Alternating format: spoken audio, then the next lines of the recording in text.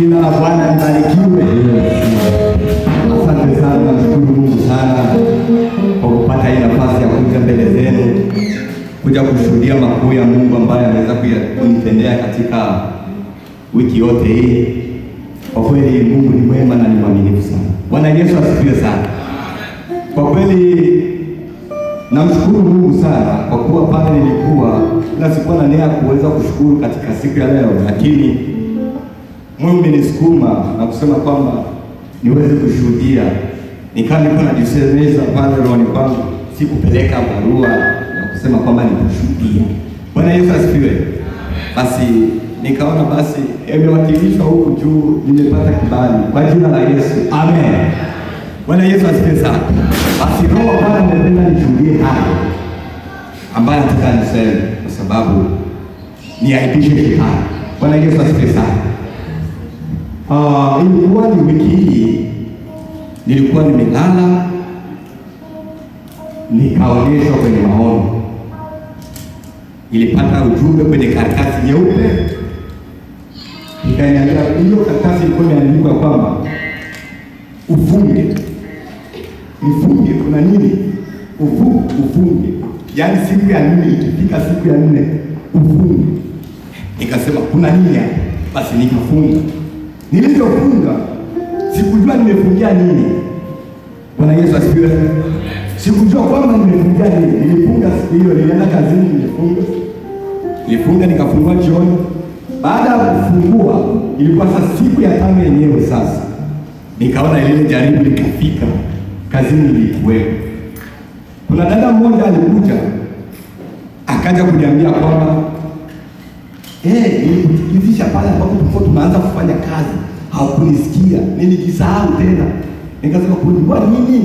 Akaniuliza, wewe sasa ulikuwa unatarajia nikwambie nini kama wewe? Nikasema dada anamaanisha nini? Bwana Yesu asifiwe sana. Unaona shetani alivyokuwa na nguvu. Anakuja sasa. Ulikuwa nataka wewe nikwambie nini? Nikasema, dada unamaanisha nini? Wewe kama ulikuwa unatarajia nikwambie nini? Sijui. Akaambia nakupenda. Bwana Yesu atulie sana. Bwana Yesu atulie sana. Na huyo dada ni Nigeria. Huyo dada ni Nigeria. Akaniambia kwamba nakupenda. Nikasema pia na mimi pia nakupenda. Bwana Yesu asifiwe sana. Nikamwambia nakupenda na mimi pia. Akacheka. Halicheka kabisa. Huyu mtu anamaanisha nakupenda kwa vile ambavyo amesema yeye. Ila nakupenda kwa sababu wewe ni dada yangu na mimi pia nakupenda kwa sababu wewe ni ndugu yangu. Yeye akafikiria kwamba nampenda kwa vile alivyosema nampenda. Bwana Yesu asifiwe sana. Sasa siku hiyo ilipita, tulikutana kwenye line moja. Sasa jana Mungu mzuri au kama vile nikasema kwamba leo ni siku ya kwenda kujaribiwa, akaenda tena kazini. Bwana Yesu asifiwe sana. Amen. Alipoenda kazini tukaenda kukata line moja, sehemu moja mimi na yeye. Nikamwambia kwamba tuko kwenye line moja mimi na akasema, "Oh, my God."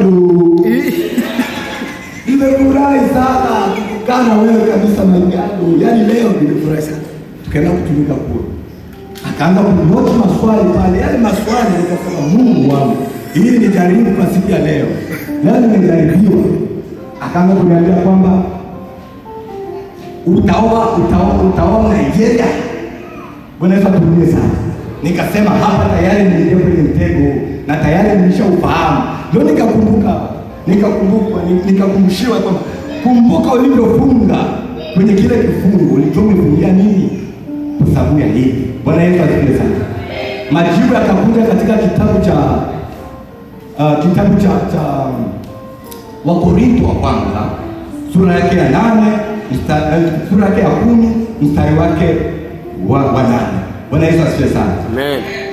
Na pia unaweza kupata katika kitabu cha Hesabu sura yake ya 25 mstari wake wa kwanza pale.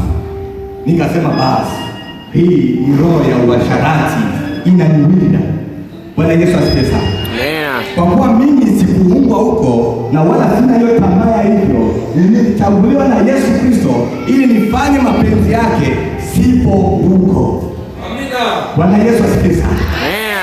Nikasema kwamba wewe dada umenijaribia, lakini sikuambia unanijaribu.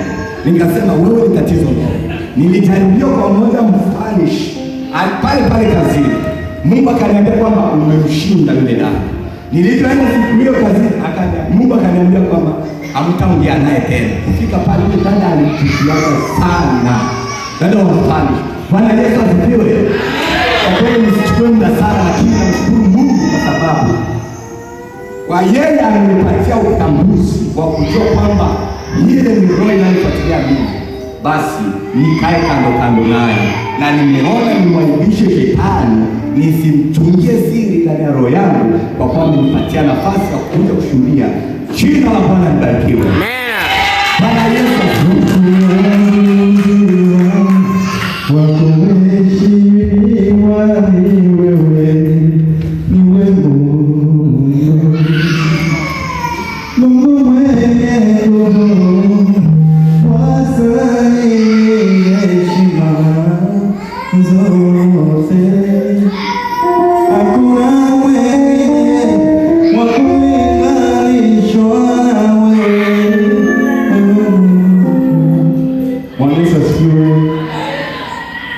acha nitukuze jina la huyo Mungu. Mungu ni mwema kila leo tunapotokapo. Mungu ni mwema. Ilikuwa vendredi wakati tunamaliza kazi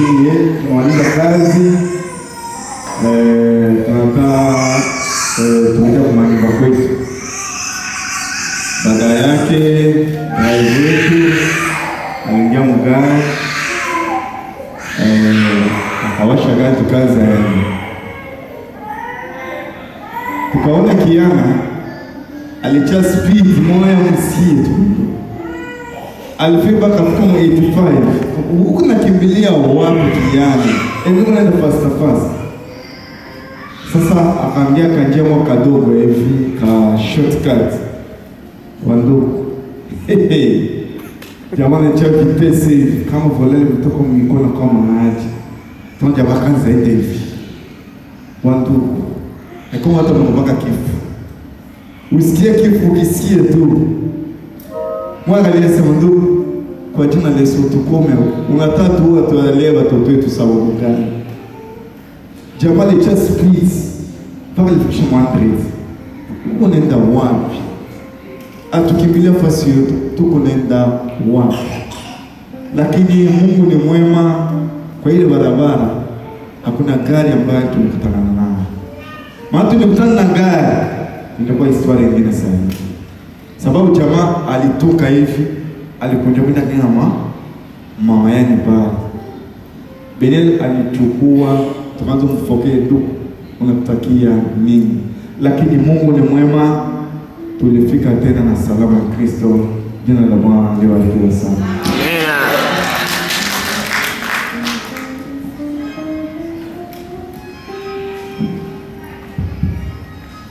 Bwana Yesu asifiwe. Bwana Yesu asifiwe. Shukrani sana kwa vijana wetu ambao wamekuja kutoa ushuhuda wao. Mungu awabariki. Kabla kuingia kwenye kipindi cha kukaribisha wageni, naomba niwasaidie neno moja. Wakati Yesu aliendelea kufanya injili yake akitoka huku Kapernaumu, ya Yeriko, ya Betania wapi, aliendelea kufanya shughuli nyingi sana, kazi nyingi, kuombea wagonjwa aina mbalimbali. Lakini sasa Yesu aliacha, anatamka neno moja, na neno hilo ndio linaendelea kushughulikiwa mpaka kwa siku ya leo. Alisema mimi nimefanya kazi nyingi, ni wagonjwa wote wamepona, wagonjwa hata wamepona, lakini nimeshangaa ni mtu mmoja tu ndiye amekuja kutoa ushuhuda. Bwana Yesu asifiwe. Bwana Yesu asifiwe. Nimeshangaa mtu mmoja tu ndiye amekuja kushuhudia makuu ambao Bwana aliwatendea. Yaani hicho kushangaza ni kuona walikosa walishindwa kwenda kushuhudia au kutoa zawadi ya shukrani. Kama kitu wa nani zinaweza kutoka hapo, sisi hapo tumebaki na dola 50 hapo ya shukrani kwa makuu ambao Bwana anawatendea kwa muda wa wiki nzima. Naona hapo hata tumebaki na dola 50. Kumbe kitu ambacho nimewasihi niliowasihi wiki ijayo mpaka wiki itakayoendelea, kama ukiandaa kwa wiki zote itafanya ushuhuda, andaa angalau hata dola 20 ya kuhakikisha kama yale makuu ambao Bwana anakutendea. Hilo sio wizi, hilo limekamilishwa hata kwenye Biblia. Tuzingatie hilo ili Bwana akubariki kwa yale ambayo umeshughulikiwa. Bwana Yesu asifiwe. Bwana Yesu asifiwe. Acha tuingie kwenye kipindi cha kukaribisha wageni. Kwa hiyo tungehitaji mgeni yeyote ambaye amehudhuria pamoja na sisi kwa leo asimame sasa mahali alipo. Mahali anapoketi asimame ili kumkaribisha. Mgeni yeyote ambaye si wazee wetu angesimama mahali alipo ili kumkaribisha. Naona hakuna mgeni yeyote, sote ni wenyeji. Na ingawaji sisi sote ni wenyeji, tuko muda wiki nzima hatuonani. Tumeomba mwimbishaji atupe tena kakola kamoja, tusimame tuchangamke, tusalimiane sisi kwa sisi. Bwana Yesu asifiwe. Bwana Yesu asifiwe. Karibu mwimbishaji na sote tusimame tuchangamke, tusalimiane sisi kwa sisi. Nilifurahia waliponiambia twende nyumbani mwa Bwana.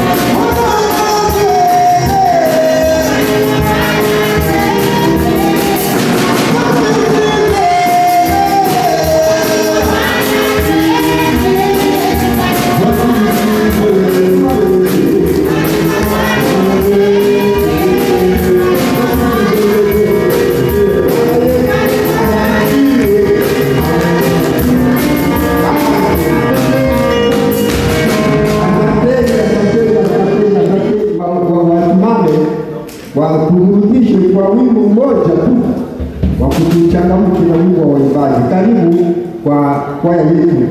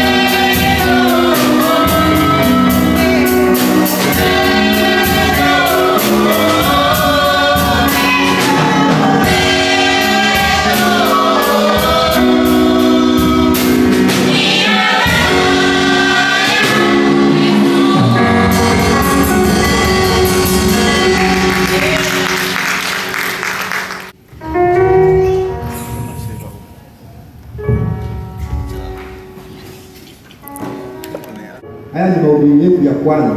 Unajua wakati pastor wetu atakaposimama atakuja sasa kupigilia msumari. Haya ni mahubiri yetu ya kwanza. Bwana Yesu asifiwe. Amen. Bwana Yesu asifiwe. Acha tutulie sasa, tusikie mafundisho kwa watoto, injili kwa watoto. Karibu mhusika wetu sasa kwa injili ya watoto, na watoto wajiandae waje mbele ili wapokee mafundisho yao. Karibu. Watoto wote tutamfuata Mama Salima pamoja na Mama Elala. Mnamjua Mama Salima? Mnamjua Mama Elala? Okay. Mama Elala aparisha mkono watu wa mwana. Na Mama Salima anaparisha. Unaona? Sasa mwanzo kanisa tutawafuata wale wamama wawili. Sawa? Wao na zawadi zetu watoto wote. Okay? They got a gift for all of us. Okay? So tutawafuata kumaliza ibada. Sawa, so leo nilipenda tujifunze kitu kimoja kizuri sana ambacho pia tulianza kujifunza wiki jana. Come here. Ambacho pia tulianza kujifunza wiki jana. Kama mtakumbuka wiki jana tulisema kwamba tulikuwa tunasherehekea sikukuu. Sawa? Na nikawafundisha hapa kwamba sikukuu ya wiki jana ilikuwa ni sikukuu ya nini. Sawa? Kwa hiyo tunapenda tukumbushane wiki jana ilikuwa ni sikukuu ya nini, alafu tunajifunza kitu gani leo. So na hata nikumbusha wiki jana tulisema ilikuwa ni sherehe ya kitu gani? Pentecoste. Tumpigie mikono, ilikuwa ni sherehe ya Pentecoste wiki jana. Mungu akubariki sana. Wewe utakuwa mwinjilisti mzuri. Sasa tukasema Pentecoste iko na maana yake kwa sisi wa Kristo. Tukasema kwa Pentecoste maana yake nini? Jinsi Roho Mtakatifu alishuka kwa wanafunzi wake. Tumpigie mikono. Anafanya kazi nzuri. Nani mwingine atakwambia maana ya Pentecoste? Wa mwisho.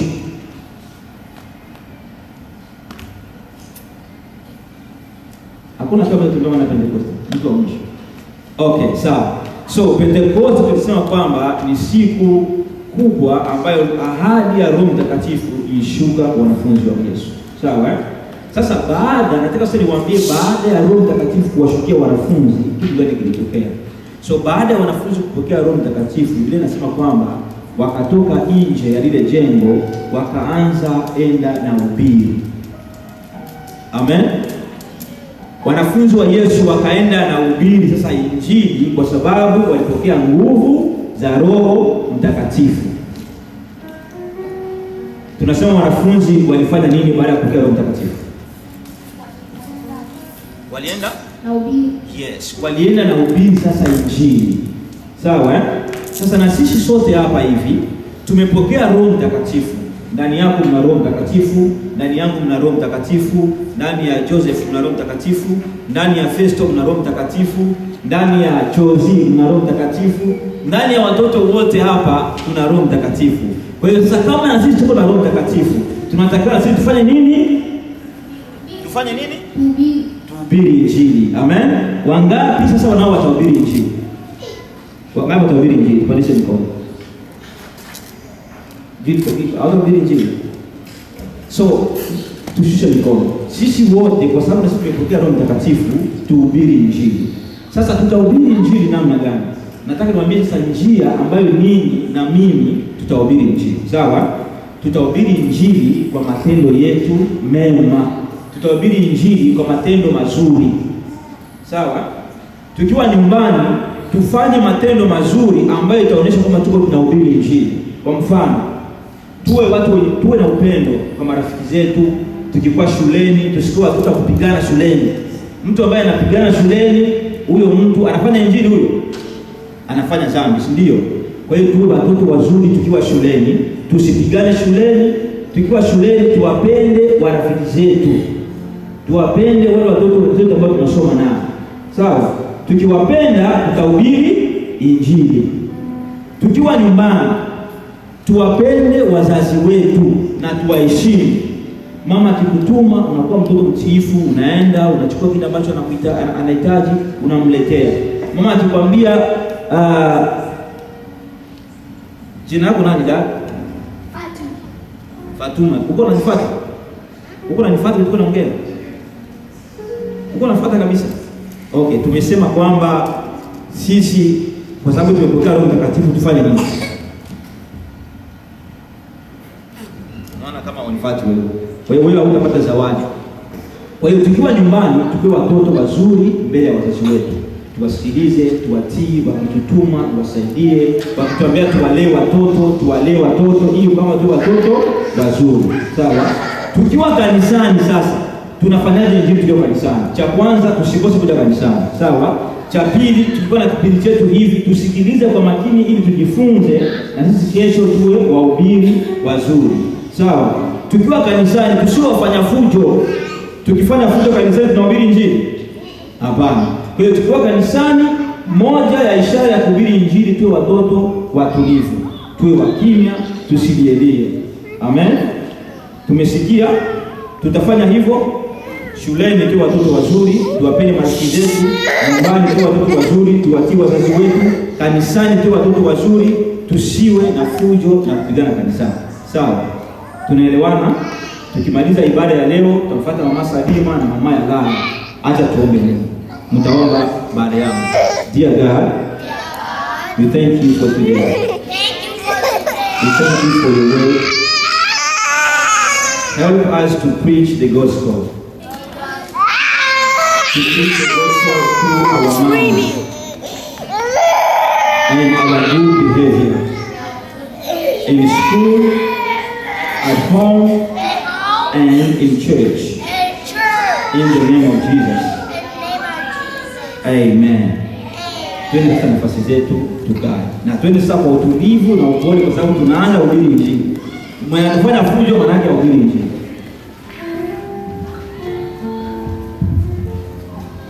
Bwana Yesu asifiwe. Bwana Yesu asifiwe. Asante sana kwa kiongozi wetu wa watoto, kwa mwalimu wetu wa watoto. Asante sana kwa somo nzuri kuhusiana na watoto. Hapo tuko na kwaya mbili, tuna kwaya mbili kama jinsi tulivyosikia wimbo wa kwanza. Naona kwaya nyingine ya pili ilikuwa inasubiri, na si wa kutoka mahali pengine, wale tu, yaani majina ndio yamebadilishwa. Kwa hiyo karibu pia kwa wimbo wa pili wa kwaya yetu. Karibu tena mtupatie wimbo na tuendelee na mambo mengine baadaye. Bwana Yesu asifiwe. Bwana Yesu asifiwe. Karibu kwa waimbaji. Chapu. Kwaya sehemu ya pili. Jiandae pia wiki ijayo ili mpate kutuburudisha. Asanteni. Hata tuingie sasa kwenye kipindi cha sifa na maabudu. Ili tupandishe sasa bendera ya Bwana. Tupandishe sasa bendera ya Bwana. Wakati bendera ya taifa inapopandishwa, sijue kama kuna mtu mwenye anabatiaka chini. Sasa vipi kuhusu bendera ya Bwana? Naamini sote tutakuwa wingi. Simameni na mshaji wetu atupe wimbo mmoja wa kuchangamsha, na wimbo wa pili anatuingiza kwenye sifa na maabudu, ili tupokee sasa chakula cha siku ya leo. Bwana Yesu asifiwe. Bwana Yesu asifiwe.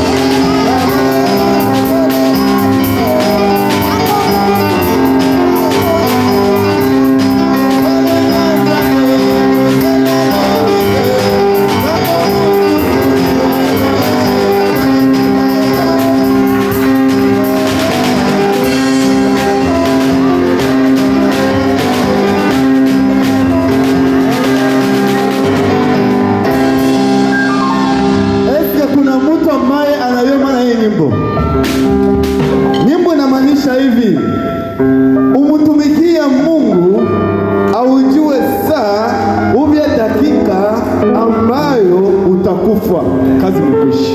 Ndio maana hii nyimbo imba kwa malengo, kutoka hapa itakuwa wapi? Ndio maana hii nyimbo imba na malengo, cheza na malengo. Ngoma twende, yes.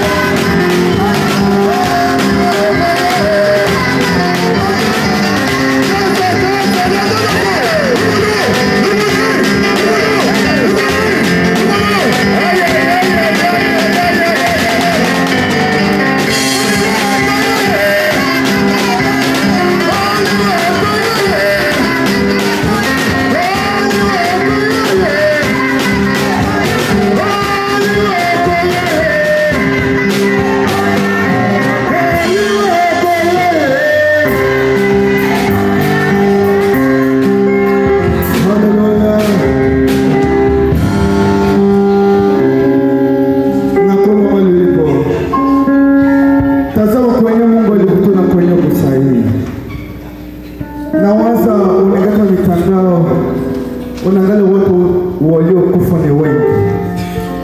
Kuna watu ambaye wanapatikana katika mashida muda kama na huo, unabaziji na nini?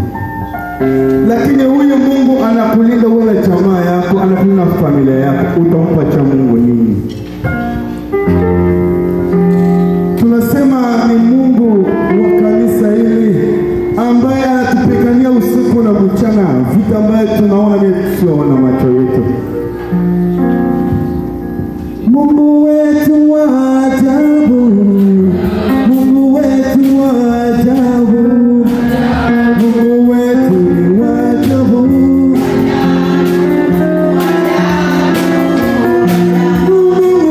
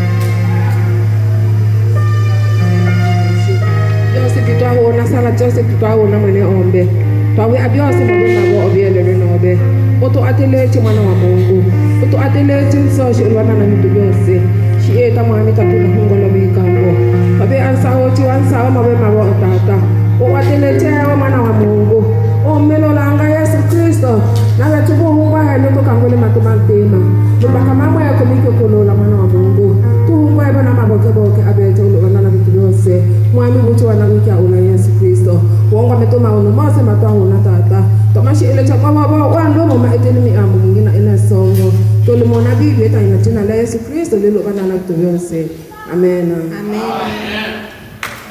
Bwana Yesu asifiwe. Bwana Yesu asifiwe. Basi kila mmoja wetu sasa atulie. Yule ambaye amechukua mtoto ambaye si wa kwake amrudishe sasa kwa mamaye, kwa sababu ni muda sasa wa kupokea chakula cha uzima, kile ambacho kitatusaidia katika safari yetu ya kwenda mbinguni. Na atakaposimama mkufunzi wetu, tumpigie makofi kwa kuchangamka, kwa furaha, kwa kushangilia. Karibu baba, karibu pasta wetu kwa neno, na Mungu akubariki. Tupige makofi, tupige makofi. Asanteni sana.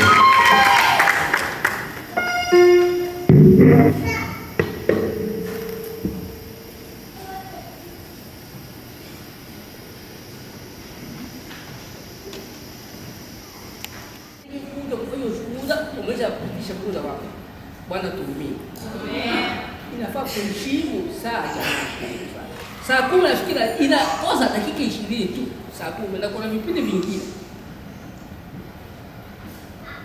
Cha pili, kitu cha pili kinatuhangaisha hapa ni usafiri. Hapa tuna basi ya kanisa hapa. Na tuna vijana wenye kujua kuendesha gari. Lakini hawapendi kubeba watu. Kukamata watu malumbani tukuza. Vijana, mupo? Sasa mtafanya hili jambo ya kwamba kuwapa watu kanisani na basi. Wangapi wanajitoa? Vijana, wangapi wanajitoa? Kwa sababu tutawagawanya sasa kila mtu na wiki yake. Tunaona wawili. Wengine wote kimya tu. Asante sana, mmebarikiwa. Amen. Ninaomba kutangaza lakini muda ni mfupi. Bwana kwa sifa. Tuingie katika masomo letu. Tufungue Biblia katika kitabu cha nabii Ezekieli.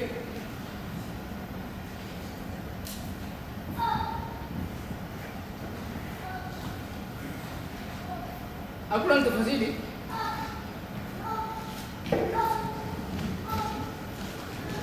Kitabu cha nabii Ezekieli sura ya 33 mstari wa kwanza mpaka 9. Mwandishi mwepesi asome baba. Kitabu cha Ezekieli sura ya 33 mstari wa kwanza mpaka 9. Bwana Yesu asifiwe. Nasoma katika jina la Yesu kupitia uwezo wake. Neno la Mungu linasema, nasoma katika kitabu cha Ezekieli sura 33 mstari wake wa kwanza hadi 9. Neno la Mungu linasema, neno la Bwana likamjia na kusema, mwanadamu, sema na wana wa watu wako, waambie, hapo nitakapoleta upanga juu ya nchi, watu wa nchi hiyo wakimtwaa mtu mmoja miongoni mwao na kumweka awe mlinzi wao. 3, akiona upanga unakuja juu ya nchi hiyo na kupiga tarumbeta na kuwaonya watu. 4, basi mtu awe yeyote aisikiaye sauti ya tarumbeta wala haoni upanga ukija na kumwondoa, damu yake itakuwa juu ya kichwa chake mwenyewe. 5, aliisikia sauti ya tarumbeta wala hakuonywa, damu yake itakuwa juu yake, lakini kama angelionywa angeliokoa roho yake. 6, bali mlinzi akiona upanga unakuja, kama apigi tarumbeta wala watu hawakuonywa na upanga unakuja, kama apigi tarumbeta watu hawakuonywa na upanga ukaja, ukamwondoa mtu awe yeyote miongoni mwao, ameondolewa huyo katika uovu wake, lakini damu yake nitaitaka mkononi mwa mlinzi huyo. 7, basi wewe mwanadamu, nimekuweka kuwa mlinzi wa nyumba ya Israeli. Basi ulisikia neno hili kinywani mwangu, ukawape maonyo yangu. Na nimwambiapo mtu mbaya, au ewe mtu mbaya, hakika utakufa, nawe useme neno la kumwonya mtu huyo, aiache njia yake, mtu mbaya huyo atakufa katika uovu wake, lakini damu yake nitaitaka mkononi mwako. 9 na mwisho, lakini ukimwona mtu mbaya kwa sababu ya njia yake, kusudi aiache, ukimwonya mtu mbaya kwa sababu ya njia yake, kusudi aiache, wala yeye asiache, atakufa huyo katika uovu wake, lakini wewe umejiokoa roho yako. Amen. Amen. Tumshangilie Bwana jamani. Hapa tutazungumzia neno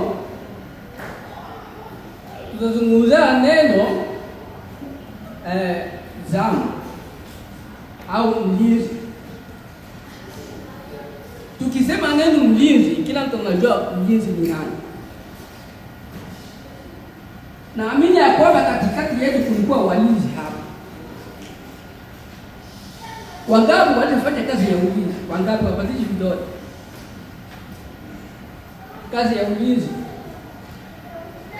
Hakuna mtu hapa mwenyewe aliwahi kufanya kazi ya ulinzi, lakini anajua ulinzi ni nini. Mlinzi yule mtu ambaye anachunga kitu fulani kisiharibike. Wakati tulikuwa kambini pale kudepo, kulikuwa walinzi wa kuchunga vile vyote ambao chakula chote hapo kilikuwa pale kusudi kisiibiwe. Katika mashule kulikuwa walinzi, hospitali kulikuwa walinzi, kila ofisi ilikuwa walinzi wa kuchunga ile ofisi. Lakini tunazungumzia kuwa mlinzi wa kanisa. Bwana pesi. Kuwa mlinzi wa kanisa. mlinzi wa kanisa ni nani? Swali kweli. Mlinzi wa kanisa ni nani? Mwenye kuwa na ajibu hapo.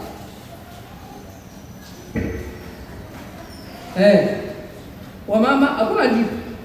Wa baba hakuna jibu. Bwana Yesu asifiwe. Mlinzi wa kanisa ni mchungaji pamoja na viongozi wa kanisa. Bwana kwa sifa. Jibu lake asante sana mama. Ni Roho Mtakatifu. Jibu tumpate jibu bila kuzama. Kila mtu yoyote aliyo hapa ni mlinzi wa kanisa. Bwana pesa. Amen. Kuanzia mchungaji, shemasi, wa mama, kwaya na Wakristo wote. Bwana pesa. Amen. Kwa sababu gani? Kuna Mkristo ataweza kuona hatari na mchungaji hajaiona. Sivyo jamani? Kama akiiona yeye ni nani sasa? Si mlinzi. Ni mlinzi? Sawa.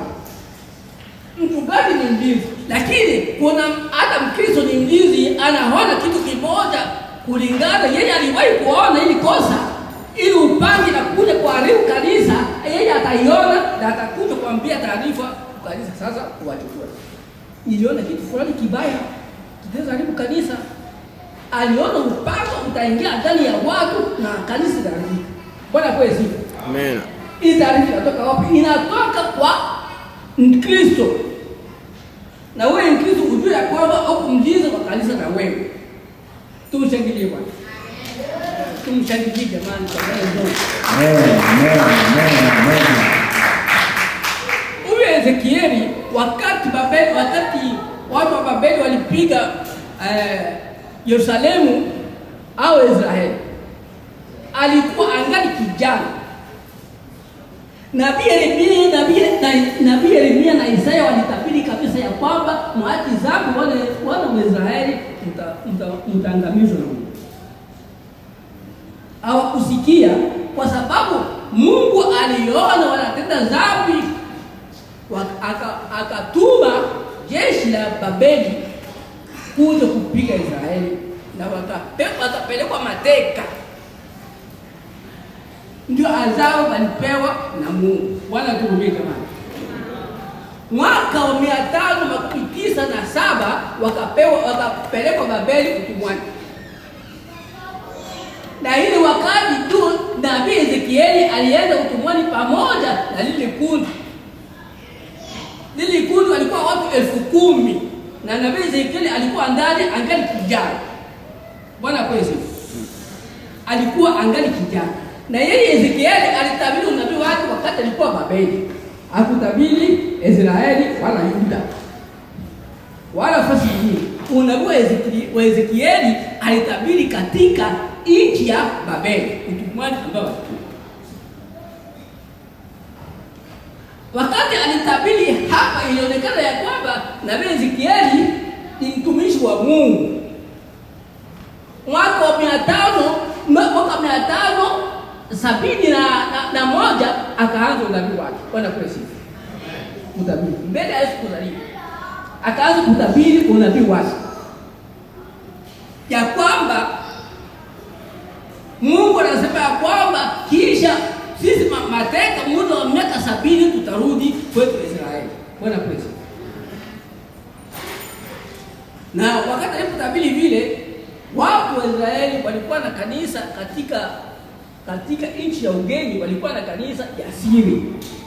Walikuwa na hekalo la siri ndani yao. Na Mungu anawasikiliza. Kwa sababu ugenini uweze tumika maaktivite yote kama unavyopenda. Kuna sheria ambazo zinakataza na zinaruhusu. Bila kuzama, mtoto ni mdogo sana, tunazungumza maneno matatu kwa ajili kuwa mlinzi wa kanisa. Mwandishi mwepesi, soma pale Ezekieli 1. Soma Ezekieli 1, 33:1 mpaka 5. Bwana Yesu asifiwe.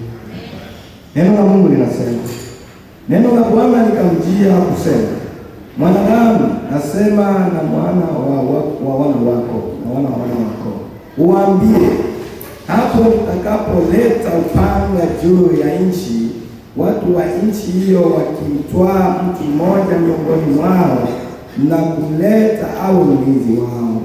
3, akiona upanga unakuja juu ya nchi hiyo na kupiga tarumbeta na kuwaonya watu.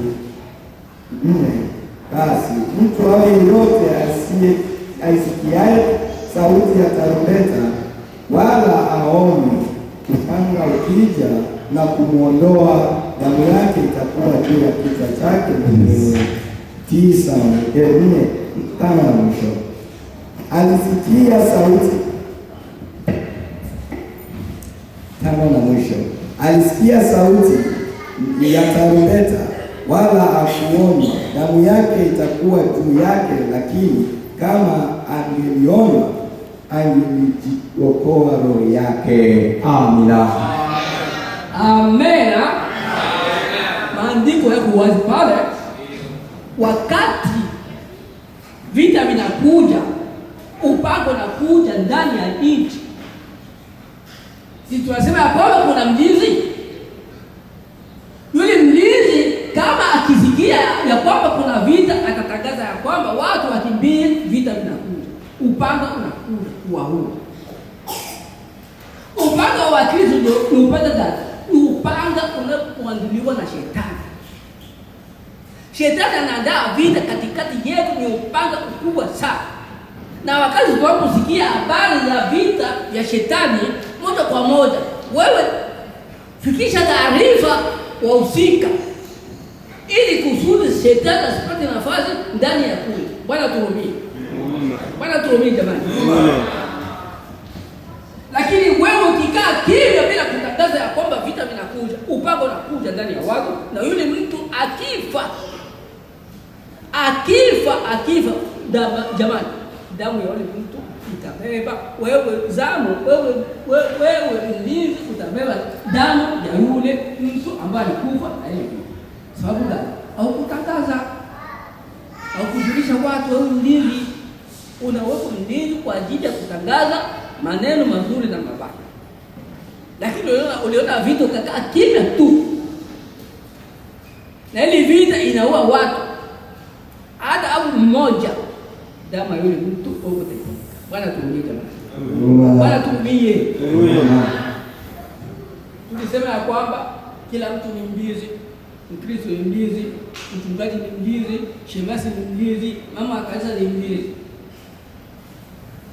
Kwa sababu kama nipo mchungaji mimi, sina macho 6 wala 10 kuangalia huko na kule. Nitapata taarifa kwa mtu mwingine asema hapa kuna kuja hatari. Na kama hatari inafika, tutatangaza. Ni upanga mkubwa sana kushinda upanga wa shetani. Atuzungumzie upande wa vita ya kiulimwengu, asema Kongo na Tanzania wanapigana, Kongo na Rwanda leo wanapigana, hamna. Tunaongelea vita ya shetani, watu wa Mungu na watu wa shetani. Shetani ana upanga mkubwa sana kushinda sisi wanadamu. Anashawishi watu, tuko hapa unasikia na Mungu, lakini kutoka hapa wao wengine wengi watashawishiwa katika roho zao na yule mtu shetani. Akumbuke neno uliofundishwa ya kwamba shetani ndio ana upanga wa kuua watu. Acha nizikatie neno la Mungu ili nishinde upanga wa shetani. Lakini wewe uongozi unasema pale kufanya mambo ya shetani, kuwa mtumishi wa shetani, kuwa mlinzi wa shetani, kuwa malaika wa shetani. Bwana tuhurumie. Sijasikia wamama wanaitika. Bwana tuhurumie. Amen. Asante sana. Tukimbie upanga wa shetani. Neno letu la pili. Soma pale wale testa yetu 33 na mstari wa 6 tu, ule mstari mmoja. 6. Nasoma kwa jina la Yesu. Bali mlinzi akiona upanga unakuja, kama hapigi tarumbeta, wala watu hawakuonywa, na upanga ukaja ukawaondoa mtu awe yeyote miongoni mwao, ameondolewa huyo katika uovu wake, lakini damu yake nitaitaka mikononi mwa mlinzi huyo. Amen. Amen. Neno la pili, upanga ukija na yule mlinzi atatoa sauti ya kwamba upanga unakuja, na wewe ukusikia. Ukifa, ile damu yako utaibeba wewe mwenyewe tu. Mlinzi hana kosa. Neno la kwanza tulisikia kwamba kama mlinzi akutangaza, ile damu ya mtu mlinzi ataibeba. Na neno la pili linatuambia kwamba kama wewe kusikia sauti ya mlinzi, sauti hapa mimi ndahubiri hapo, sikii sauti ambayo Mungu anahubiri hapo kupitia mimi, wewe ukifa, wewe utabeba damu yako wewe mwenyewe. Bwana tumbie. Mimi mlinzi sitabeba ile damu tena. Mimi mlinzi sitabeba, kwa sababu nitangazia watu upanga unakuja kukimbia. Sasa tukile kwa Yesu, kama wewe ukimbilie kwa Yesu na ukifa, haya utabeba damu yako mwenyewe. Bwana kwesi. Amen. Mlinzi hana kosa mbele yako. Lakini kama mlinzi akitangaza na ukifa, mlinzi atabeba damu yote. Inasibilika jamani. Ndio. Sawa. Neno letu la tatu, soma pale mtumishi tu kwa ile testa yetu.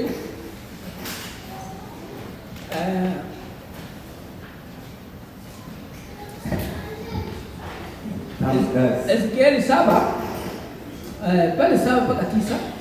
Bwana Yesu asifiwe. Basi wewe mwanadamu, nimekuweka kuwa mlinzi wa mioyo ya nyumba ya Israeli. Sawa. Basi usikie neno hili kinywani mwangu, ukawape maonyo yangu. Nane, nimwambiapo mtu mbaya, ewe mtu mbaya, hakika utakufa, nawe usemi neno la kumwonya mtu huyo aiache njia yake, mtu mbaya huyo atakufa katika uovu wake, lakini damu yake nitaitaka mkononi mwako. 9, lakini ukimwonya mtu mbaya kwa sababu ya njia yake, kusudi aiache, wala yeye asiache, atakufa huyo katika uovu wake, lakini wewe umejiokoa roho yako. Amen. Amen. Amen. Hapo tunaambiwa ya kwamba wewe mtumishi, wewe kiongozi, wewe mlinzi, tangazia watu neno ambao vita vinakuja. Utaweza namna gani kutangaza? Biblia, tunaruka Biblia hapa. Tuwatangazia watu ya kwamba siku ya mwisho kutakuwa na hatari. Ninaonyesha mfano. Siku ya mwisho kuna hatari, watu ambao hawakutaniwa wako ndani ya Yesu Kristo watahukumiwa. Mhubiri anahubiri jambo hili, wewe upende kusikia, usilaumu mhubiri, usilaumu mama wa kanisa, usilaumu mwinjilisti mwenyewe atahubiri pale, kwa sababu anakuhubiri vizuri ya kwamba ili upanga itakuja, na upanga wetu hizi nilisema ya kwamba ni neno la Mungu. Yeye atatumia neno la Mungu kusudi watu wapate kupona. Bwana kwezi. Na sisi nyinyi hapa tunatumia neno la Mungu kusudi kundi lote lipone. Bwana kwezi sifa. Amen. Tushikilie Bwana jamani. Tutapona? Ndio. Ndio sawa, sio wote tupone jamani. Mkisikia neno la Mungu litusaidie katika maisha kwenda mbinguni. itatusaidia kabisa katika maisha ya kwenda mbinguni. Na neno la Mungu ni upanga mkubwa kushinda upanga wa shetani. Hapa tunaona ya kwamba shetani anatumia upanga. Upanga wa shetani ni neno, ni maneno tu, maneno ya kinywa. Na Yesu Kristo anatumia upanga wa kinywa tu, maneno.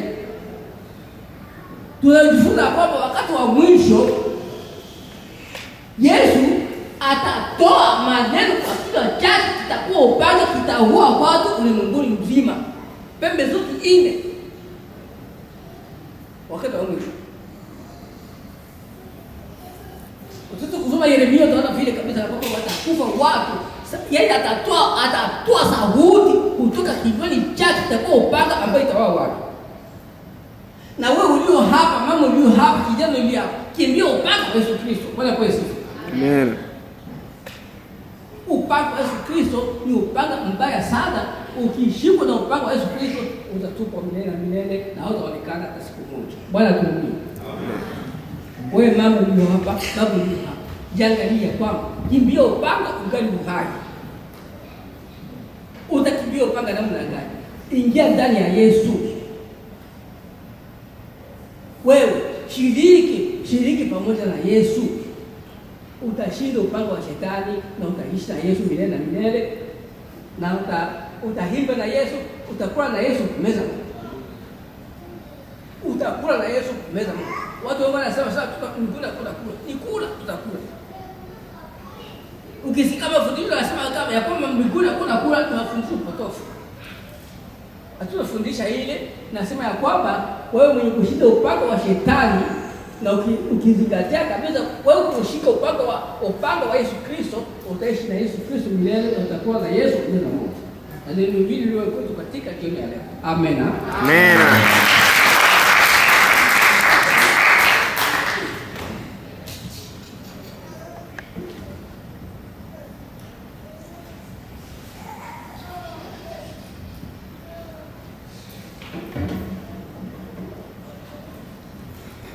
Bwana Yesu asifiwe. Amen. Bwana Yesu asifiwe. Amen. Asante sana kwa mhubiri wetu, ametupa chakula mzuri sana. Sisi wote ni walinzi wa Kristo. Sisi wote tunaongozwa na Roho Mtakatifu. Sisi wote tunatangazia watu ujumbe wa neno la Mungu. Tuko na upanga, kila mmoja wetu ana upanga. Na Mtume Paulo alisema upanga huu ukata hata na urojorojo wake. Tuwatangazie watu wote ujumbe wa ufalme, tuwatangazie kuhusu hukumu ya Kristo ya Bwana juu ya wale waovu, ili siku ijayo tupate kibali machoni pake. Bwana asifiwe. Bwana Yesu asifiwe. Yaani ujumbe wetu unaelekea ukingoni. Andaa vyombo vya sadaka haraka na tupate chakula kimoja tu ili tumtolee Bwana. Ingawa tumefika kwa madakika haya ni kulingana jinsi tunavyofika nyuma. Najua kama wiki ijayo tutafika sasa mapema. Si kosa letu, lakini kufika kwetu nyuma. Mwingishaji karibu kwa kawimbo kamoja ka kuchangamka na vyombo vya sadaka viwepo, mashemasi wa wengi vyombo haraka ili tutolee Bwana sadaka. Bwana asifiwe. Amen. Bwana Yesu asifiwe.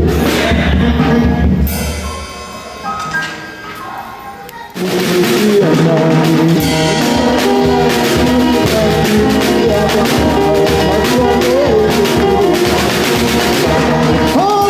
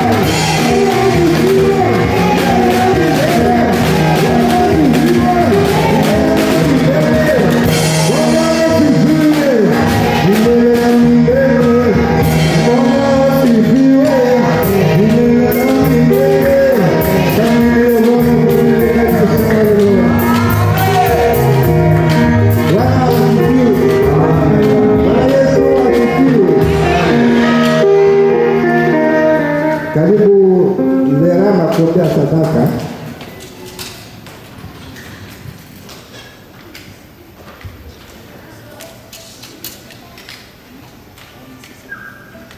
Mashemaji tuwe chafu. Kama mtu akimtaja na mmesimama moja kwa moja mmempatia maji, ndio kazi yenu. Tukitaja jina la mtu na moja kwa moja mnasimama mnapatia mikrofoni.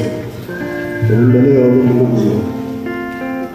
Endelea tabiri chilelo mpaka adocha kwa lutanga lutakino wale tanga Yesu Kristo kutoka no na atubobe bano watu wanja obe ibilo kuchitu wabe ya ile mwana gole kuchicha lakini ulobe mwana mtikio kate ile mwanangu ya mifuko yose ya chwa wano wala nano abecha olelebo atelecha abubu ngelo bose atelecha nabwilo ndalose ile mwana pero cha mu chigo baleta ile obe na pero chose chibo bala bangi ba osa kuba atelecha bulungulu suku kapati utange na ya bole utuwe mtima witanga nibo mtima yetu ibilo twake ba kwira mbele yole ule Yesu twaona.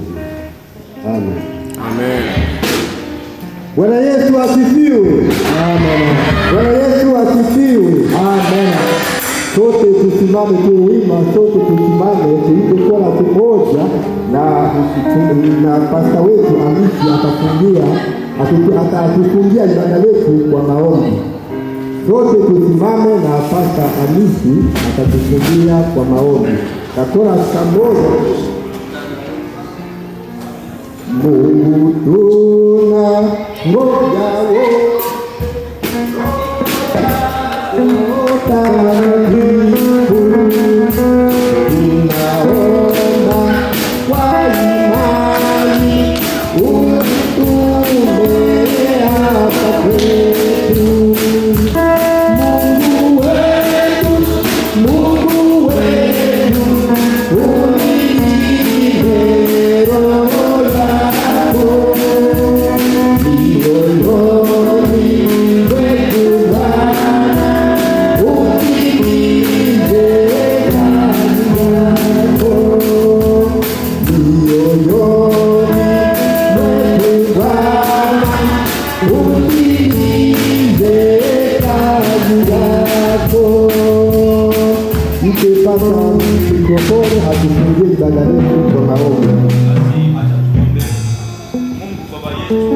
tunatoa shukurani za dhati kabisa kwa ajili ya siku ya leo ambayo uliruhusu Bwana tuwe wazima sawasawa na maandiko matakatifu yanasema ya kwamba na msiache kukusanyika pamoja.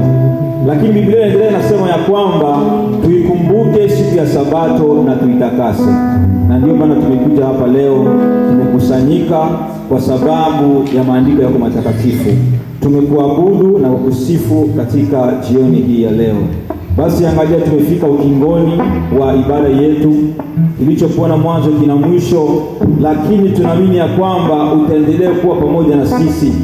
Wakati tuko tunaondoka hapa kwenda manyumbani, tunapenda rehema na neema yako iambatane na kila mmoja wetu. Iambatane na wababa wa African Fellowship, iambatane na wakina mama wa African Fellowship, iambatane na watoto na vijana wa African Fellowship, iambatane na wazee, iambatane na wachungaji, iambatane na watumishi wote wa African Fellowship. Bwana, tunaacha hata wiki inayokuja katika mikono yako. Angalia, kesho tunaanza pilika za kwenda makazini. Kuna wale wanaenda mchana, kuna wale wanaenda usiku. Bwana, tunapenda protection yako ikuwe juu ya kila mmoja wetu. Utulinde na maajali katikati ya hii wiki. Utulinde na magonjwa katikati ya wiki ambayo tunakwenda kuanza. Utulinde na kila majaribio yote ya mwovu shetani katikati ya wiki ambayo tunakwenda kuanza. Acha ikawe wiki ya baraka, acha ikawe wiki ya mafanikio, acha ikawe wiki ambayo mahitaji yote ambayo hayakutimilika wiki ambayo tumeiacha, Bwana ikatimilike mwa hii wiki ambayo tunakwenda kuianza. Wale ambao walikuwa wagonjwa wiki jana, acha wiki hii ambayo tunakwenda kuianza Bwana wakapokee uponyaji, wakarudi hapa kanisani Jumapili ijayo Bwana wako wazima, wako hai. Kuna wengine ambao hawana makazi Bwana, Acha hii wiki kuwa wiki ya majibu juu ya kazi zao. Kuna wengine Yesu Kristo wako na mahitaji mengi ndani ya mioyo yao. Acha wiki inayokuja Bwana ikawa wiki ambayo tutakutana na majibu ya mahitaji yetu.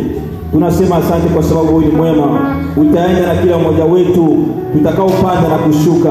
Rehema yako na neema yako itatembea nasi, na tutarudi tena hapa Jumapili ijayo tukiwa wazima na shukrani tele midomoni mwetu. Tunaacha machache ya katika mikono yako, tukiamini kwa kwamba uko kutenda kupitia uweza na mamlaka ya jina tukufu la Yesu Kristo tunaomba. Amen. Na amani ya Bwana. Asante.